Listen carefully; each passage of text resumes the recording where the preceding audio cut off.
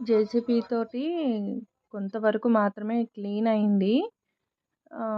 చూడండి, గడ్డి అంతా ఏమీ పోలేదు, ఏదో కొత్త వరకు పోయింది అంతే. ఈ కాలువ దగ్గర కొంచెం చేశారు, ఇది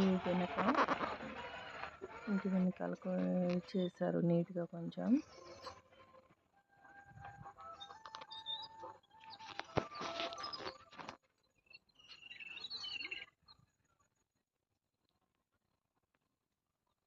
ఇంటి వెనకాలకి చూడండి ఇంతవరకు చేశారు. నేను మీకు ఈ వీడియో ఎందుకు పెడతానంటే, ఇప్పుడున్నట్టు తర్వాత ఉండదు. ఈ హౌస్ మొత్తం రిపేర్స్ చేయిద్దామని డిసైడ్ అయ్యాం మేము. మొత్తం చేంజ్ అయిపోతుంది.